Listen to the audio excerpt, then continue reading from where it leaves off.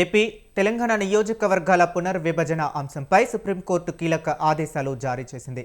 2 తెలుగు రాష్ట్రాల్లో నియోజకవర్గాల పునర్విభజనపై ప్రొఫెసర్ పురుషోత్తం రెడ్డి దాఖలు చేసిన పిటిషన్ను కొట్టివేస్తూ సర్వోన్నత న్యాయస్థానం తుది ఉత్తర్వులు జారీ చేసింది.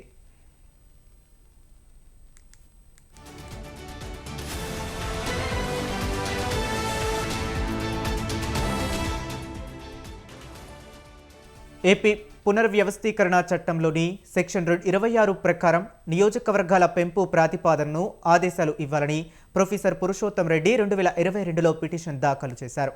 జమ్మూ కాశ్మీర్లో పునర్విభజన సమయంలో ఏపీ విభజన చట్టాన్ని పక్కన పెట్టేశారని పిటిషన్లో పేర్కొన్నారు. ఇది రాజ్యాంగ విరుద్ధమని చెప్పారు.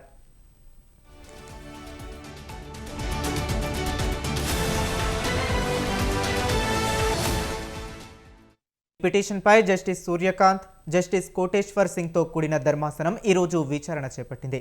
రాజ్యాంగంలోని 170 అధికరణం ప్రకారం ఏపీ విభజన చట్టంలోని సెక్షన్ 26కు పరిమితి ఉందని ఈ సందర్భంగా ధర్మాసనం గుర్తు చేసింది.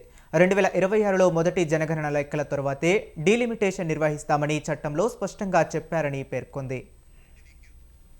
ఇలాంటి వ్యాజ్యాన్ని అనుమతించడం వల్ల మిగతా రాష్ట్రాల నుండి కూడా నియోజకవర్గాల పునర్విభజనపై పిటిషన్లు వచ్చే అవకాశం ఉందని సుప్రీంకోర్టు ధర్మాసనం పేర్కొంది. కేంద్రపాలిత ప్రాంతాలలో పోల్చినప్పుడు రాష్ట్రాలలో డీలిమిటేషన్కు సంబంధించిన నిబంధనలు భిన్నంగా ఉంటాయని న్యాయస్థానం వ్యాఖ్యానించింది.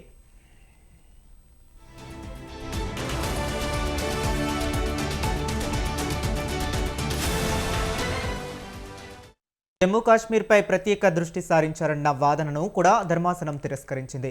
జమ్మూ కాశ్మీర్ కోసం జారీ చేసిన నియోజకవర్గాల పునర్విభజన నోటిఫికేషన్ నుండి మినహాయించడం ఏకపక్షం, విపక్షం కాదని చెబుతూ పిటిషన్ను సుప్రీంకోర్టు కొట్టివేసింది.